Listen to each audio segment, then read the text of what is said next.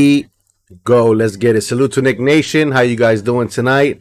Welcome to a Saturday morning early edition post game Knicks versus the Milwaukee Bucks.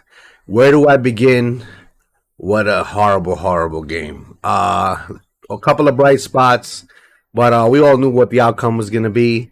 Salute to you guys in Nick Nation. Hope you guys are staying safe on this snowy Saturday morning. But let's get right to it, guys. The Knicks got pretty much dismantled yesterday by Giannis, Holiday, Chris Middleton. The Knicks were just the energy wasn't there. Julius under double digits again. Didn't shoot the ball a whole lot. I think only shot 4 for 9. But he just looked like he checked out before that game even began. RJ Barrett scored 20-something points, but still had a bad shooting night.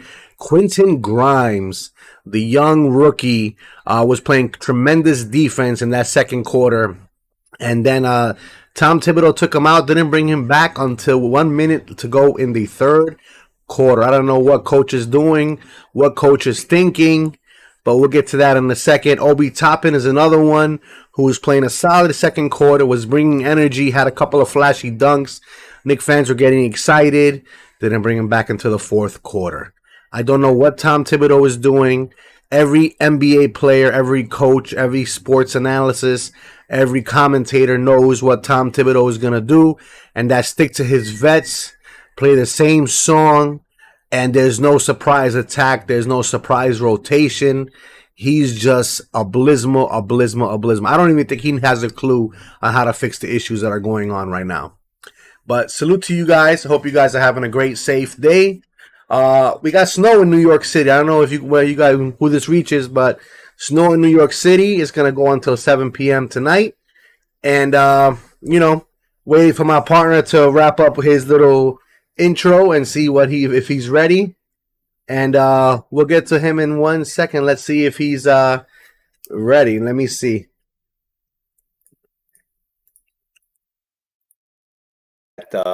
There's no life in this team. We had some bright spots, obviously. The Knicks lose to the Milwaukee Bucks at Milwaukee 123-108. My apologies once again. I disappeared on my screen. I'm having some technical difficulties with my computer and kind of getting in and out, but I'm back, Juby. We'll see you loud and clear. We see you loud and clear, my brother. Good morning. Good morning. Loud and clear. I just hope that Thibodeau hears us, Nick Nation, loud and clear. I was just hearing his interview early this morning. When interviewed, he goes, "It's a work in progress." Look, we've been hearing that since the beginning of the year. There's a work in progress, and we need to know more in the next 20 or 25 games to see what we're going to do in the same formula. And I know what you're going to say. Like, all the coaches know our next move. Like, there's no denying. There's no game plan. And Juby, I'm going to let you take over, but the Knicks lose last night, get blown out again, 123-108. We had a couple of bright spots that we'll talk about, but I'll let you start this off, Juby the Tubi.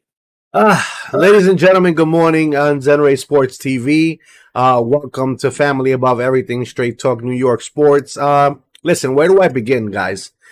We knew what the outcome was going to be last night, but we wanted some energy. We wanted some competitiveness.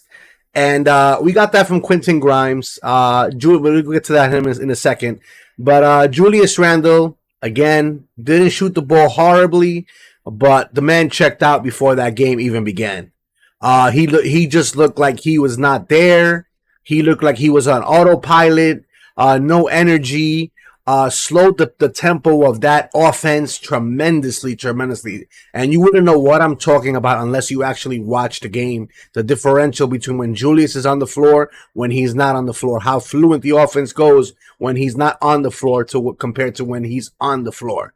And I'm not going to nitpick on him today because that's not what it's about. But, we knew what was going to happen. RJ Barrett had a bad shooting game. We'll get to his stats with you in a second. For the most part, everybody had a bad shooting game with the exception of Quinton Grimes, and he didn't even shoot the ball great. He just showed effort, toughness, defensive energy, along with Obi Toppin. Kemba Walker didn't have a bad shooting game either, had the most assists I've seen him have in a while, but defensively, he was just horrible.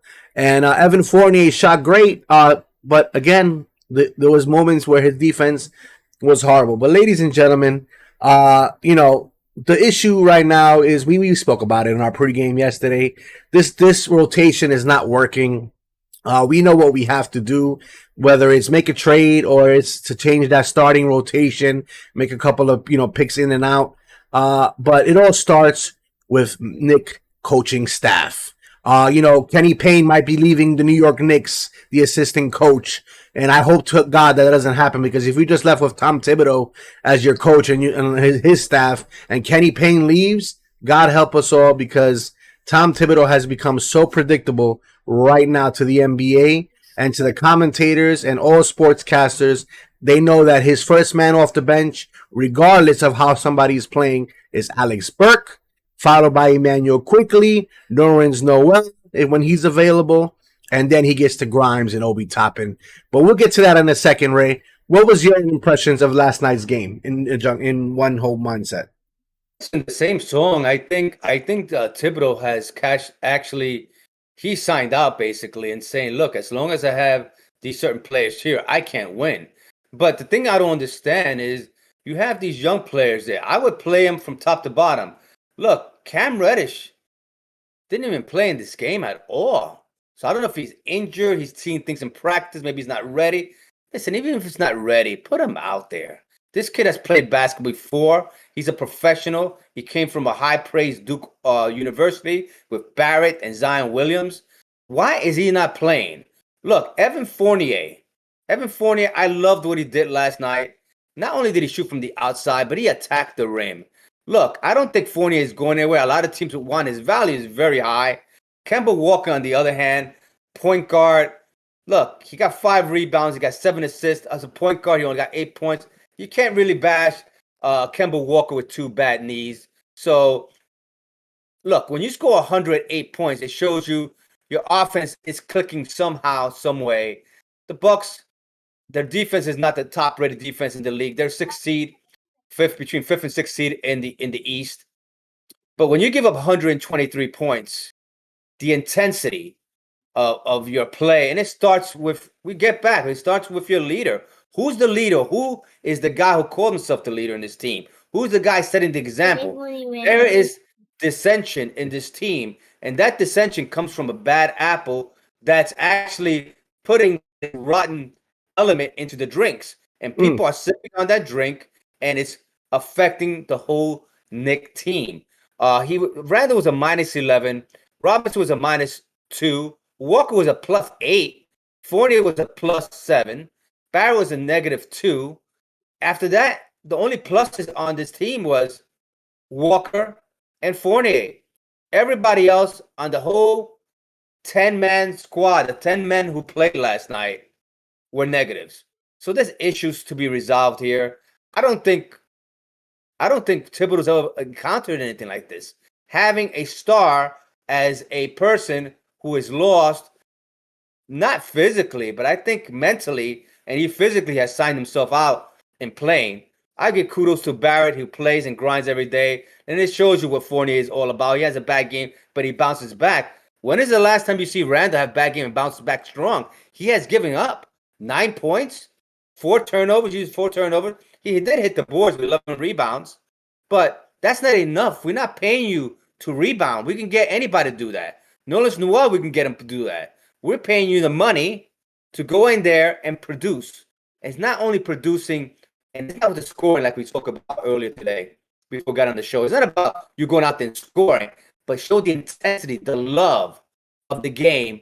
And his mindset is not there, Juby. Yeah, he's on autopilot, guys. He checked out before the game even began. I said yesterday in pregame, the biggest issue is accountability. And again, like I knew would happen, coach did not hold Julius Randle accountable. 4 turnovers, only 9 points, had no energy. The ball was not moving fluently. It was on half court set. He was throwing balls across cross court on the other side, passing, bobbling the ball on, trying to run a fast break, like he's a point forward, like he always tries to do.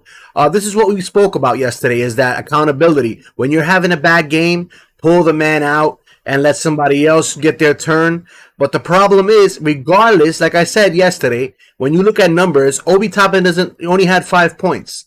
So when you look at that, you say, Juby, he didn't have a great game. But when I tell you, if you were in Madison Square Garden yesterday with those 2 dunks that he's had and the energy that he brought at that particular minute and the defense that Quinton Grimes was having, blocking shots, hitting threes, that fan base would have gone bananas yesterday. And then you have Julius Randle, who was getting double teamed, wasn't making the right read on the play. He's just not educated when the pressure is on him. And like you guys said, I know he says that he's in it for the long haul, that he signed up here to bring a championship to New York. It's all fine and dandy. You speak to the commentators, you speak to the sports analysis, all you want. Actions speak louder than words, Julius. And right now, my friend, I'm going to say what I always say. 110% besides you and Coach Tibbs, because Coach Tibbs right now, I don't even think he knows what he's doing. I don't even think he has a solution, to be honest with you guys. He's trying to still figure stuff out like it's the beginning of the season. Both of them are lost in the sauce. I agree how you tied up Randall and Tibbs together. It's like, Juby, I speak to you now. I said, Juby, there's a bank across the street from where I live, okay, that we can, take some money out of the cash machine somehow, some way. I have some code. The only thing I need to do, you're not going to do it, I'm going to do it. The only thing I need you to do, Juby, is to watch out for me. You're guilty by association because you pre-planned this crime with me. Yeah. The same thing with Thibodeau and Randall. They associated together as one because he is covering Randall's ass or trying to cover it as much as he can.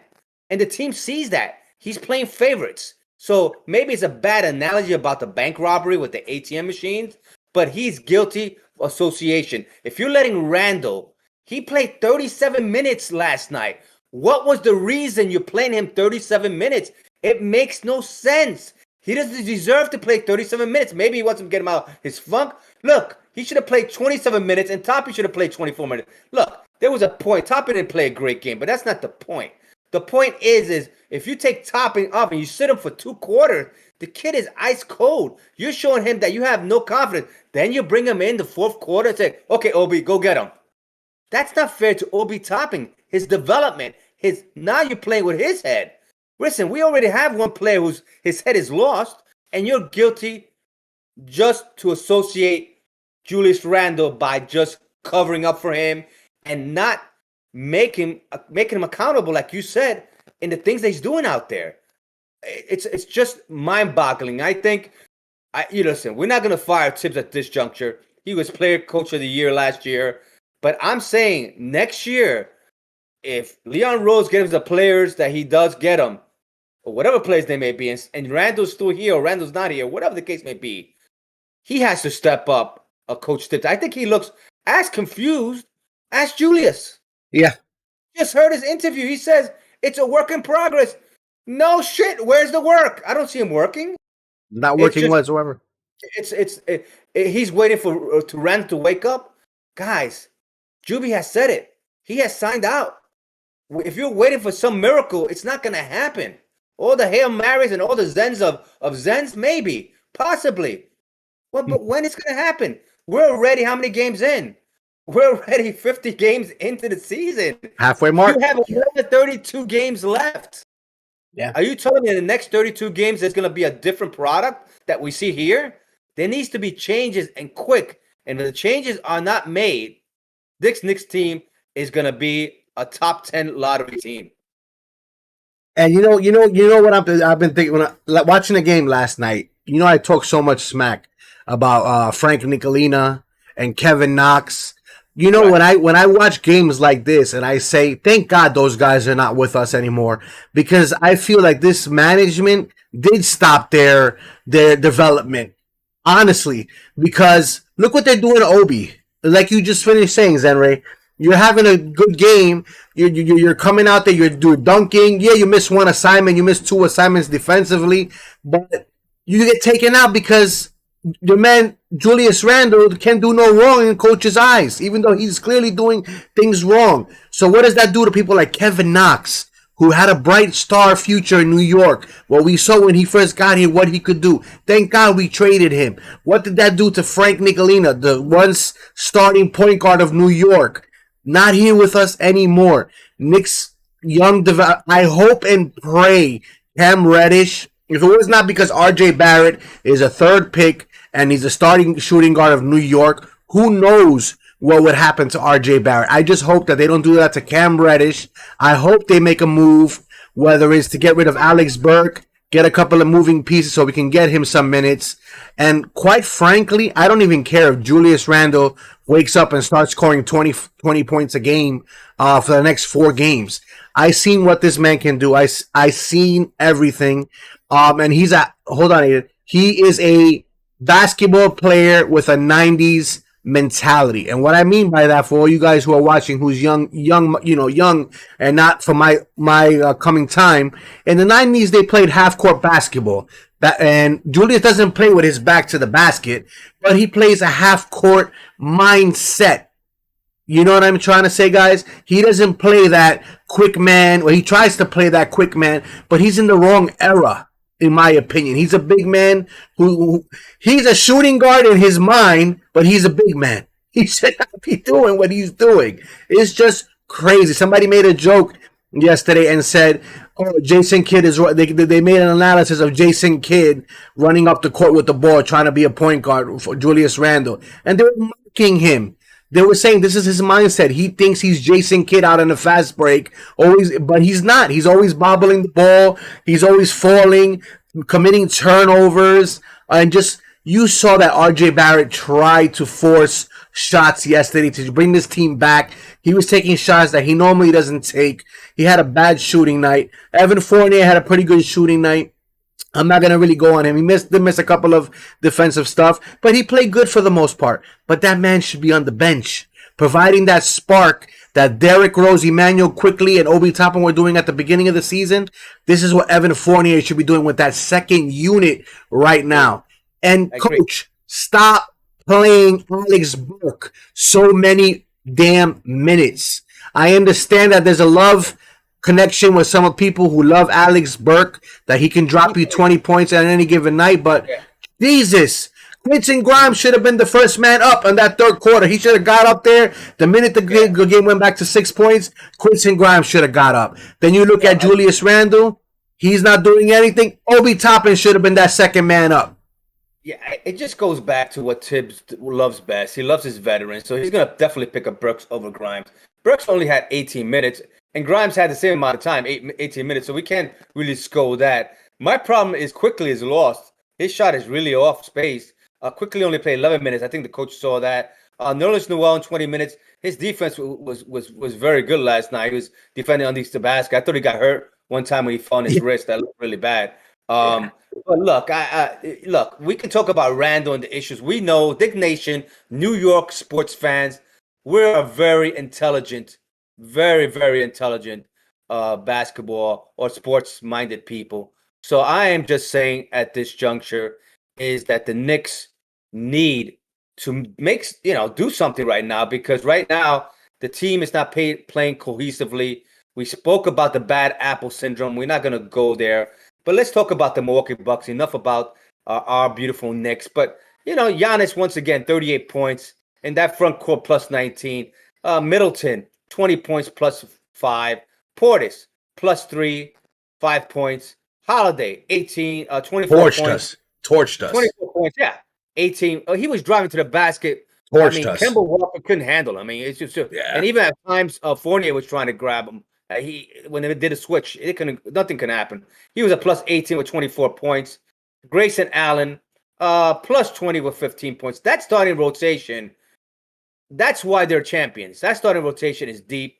I mean, Portis had to play yesterday. I think they had somebody who didn't play last night that Portis started. Is Portis the usually starting? I don't know why. This season, okay. This season, yeah, he's having a tremendous season. He's putting all-star numbers this season. Believe it or not, guys. Portis, once a Knick, found a home in Milwaukee, and he's shooting great. He's injured. What's their center's name? What's his name? Brook Lopez.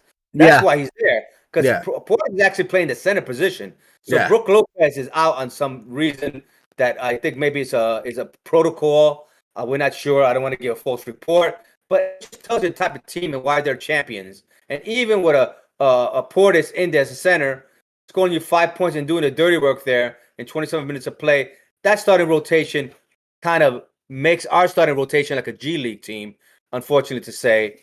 Juby, I don't know when our next game is. I'm going to go with a little of the box scores, team stats here. I mean, it's embarrassing to even go there, but we'll go there, Juby. So, I mean, it's not as bad as it looks. Our field goals were the same, 46%. We beat them by 3 decimals on that. Our three-point shooting was 35. There was 32. So their free throws were 87%. Ours was 57%. We were 16 for 28. We missed 12 free throws. They out-rebounded us yesterday. I think that's the key right there, 47 to 45. On the defensive rebounds, they killed us. They had 27 assists, and we had 21. They moved that ball to find the open guy. We had 14 turnovers. We had 13. Fast break points.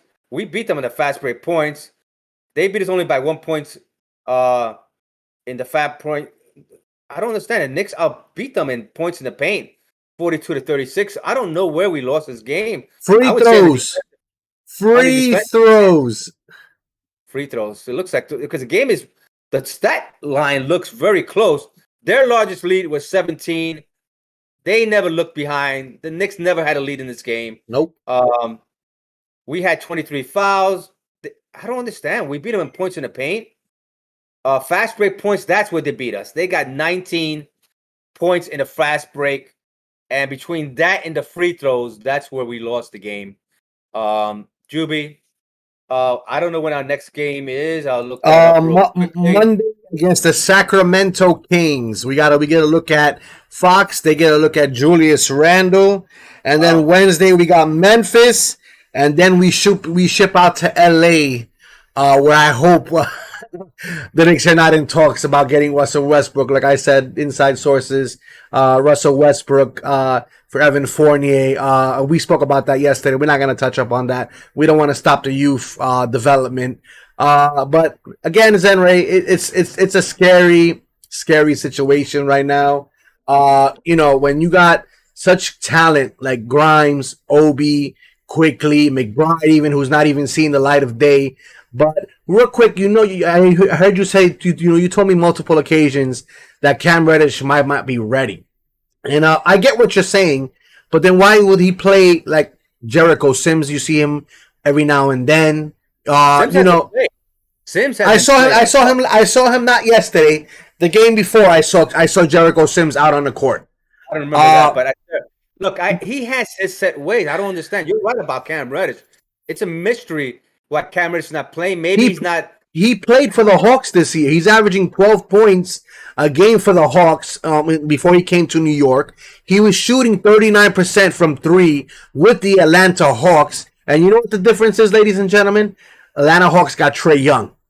They got an all-star point guard who moves that ball around. And who do we got? Fool's Gold, Kemba Walker, and and Alex Burke, apparently, because Coach Tibbs loves him some Alex Burke.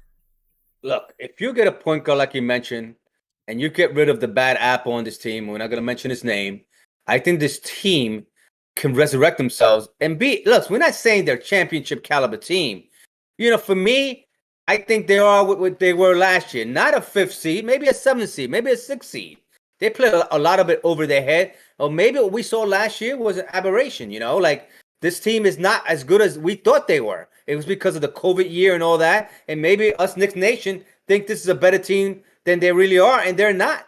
That was just a year of the glory. He came in, the timing of Julius confident, nobody in the stands, and no pressure, and no. Now, in the year later, now when the Knicks nation have expectation and the garden is full, and we expect the same type of play from Julius, or even come close to it, he hasn't. He's underperformed for the Knicks, not only just stat wise, but just the whole mental part of the game where he's showing no leadership, no desire, and like you said, he just signs out of games when things are not going his way. Checked out. I think he checked out once that he did that whole thumbs down to the fans, and Knicks management got on him with the apology. That is when Julius Randle officially checked out of New York. I don't think he's checked back in since then. I think he's still on a retreat somewhere mentally. And, even when there was nights where he was scoring and he did end the foul and he did a 3-point play, rather than get the crowd involved, and like I said this before, he went to his son. And I'm a family man.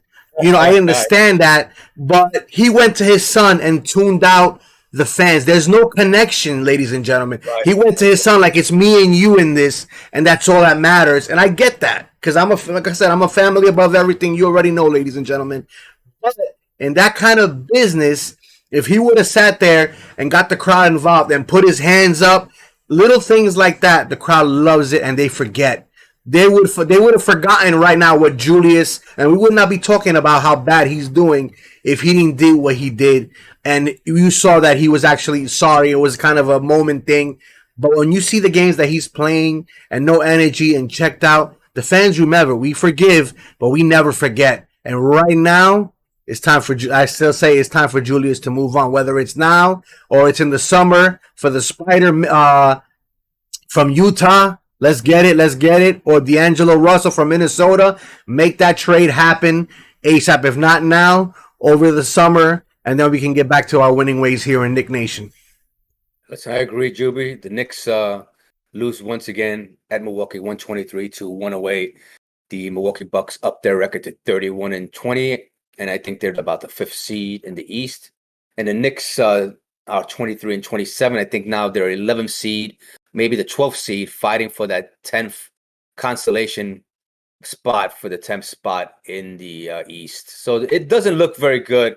Listen, Knick Nation, right now, we're almost in mourning here. We expected a different Knick team. You hit some good points about, Tibbs and Randle being tied to the hip, and I see that. And that's the downfall this year. Tibbs has given too much power to a player who had a one-year wonder. He hasn't proven for 2 or 3 years. It was a one-year wonder, and he thought Julius is the same player as last year. Tibbs, wake up. He's not the same player as last year. He's Milli Vanilli. For those of you who are old head, remember Milli Vanilli, the one hit wonders? Yeah. Might be that's what Julius Randle might be. There you go, Juby. So Juby, we'll be on Monday after the game against the Kings, against the Sacramento Kings. After the game, we'll do a post-game show on Monday. Juby, thanks again for coming up early this morning. Thanks for yesterday for coming on and doing the trade talks and the pregame show for the Bucks. And we kind of mentioned it yesterday. We kind of knew that the Knicks were not going to win. And if you're a betting man, there was 9 points. If you took the Bucks and the 9 points, you won yourself some money. I think right now, if you're a betting man, you bet everything against the Knicks and take the money and take the points. And also, Zenray, something for you to check. Something for you to check out real quick. Download the app Prize Picks. I'm not gonna get into it with you real quick. Really fun app. You can kind of, it's legal now, so I'm going to say very briefly, you can go bet above, under, or below on how a player is going to perform. So like last night, they had Julius Randle scoring above 20 points. If you would have put negative under 20 points, you would have got yourself some money. Real simple app to try. I just started using it. I'm definitely going to be checking it out. It's a real cool app, real cool feature. Fun way to interact with with me and you, we can have a little fun going back and forth. So definitely check that out. You can put $2, $1, whatever you guys want to do. Yeah, we're not promoting this app, ladies and gentlemen. We're not saying we're against the gambling stock kind of stuff. Or Juby just bringing that up as a fun kind of nature thing. It's just fun, guys. Like I said, yeah. It's not even about the money. It's just entertainment between friends and coworkers and Knicks fans. And if it's not this app, there might be something else that intrigues you. It's just to say, with this, what's going on with Knicks right now, it's a way to keep your mind entertained and not lose your mind. That's where I'm trying to get at, ladies and gentlemen. Hey, listen, we don't promote any kind of gambling on our stations. We just put that out there just for you guys to know there's a way to kind of diffuse yourself in these losing times with the Knicks. It's just a fun app up there. And if you do gamble, ladies and gentlemen, gamble responsibly. Just don't mortgage your house I say the same thing to my top. Put the money out there that you're gonna lose. And if you win, hey, hooray! But gamble responsibly, ladies and gentlemen. With that said, Juby, thanks for being on once again. We'll be on Monday after the show, and we'll look forward for brighter and bigger things. Never give up, New York fans, Knick Nation, knowing that the best is yet to come. As long as you have love, peace, and gratitude within your heart and soul. Zen Ray out. Peace, my brother. We'll talk then. Yes, sir. Stay safe. Enjoy your Saturday, man. Go New York. Yeah, you too. It's a stormy Saturday out in New York City, so be safe out there. All right, brother. Later. Take care. Zen Ray out. All right, guys. That was Zen Ray with Zen Ray Sports TV. And, a lot of interesting stuff. We'll see what happens. Next week's going to be interesting. Today is the 29th. Trade deadline is coming up. We'll see what they do. We'll see if they stand pat. We'll see if Julius and Tom Thibodeau, cut the umbilical cord from the hit. And we'll see what happens after next game. Enjoy your Saturday. Stay safe. Stay warm. And as always, family above everything. Peace, guys.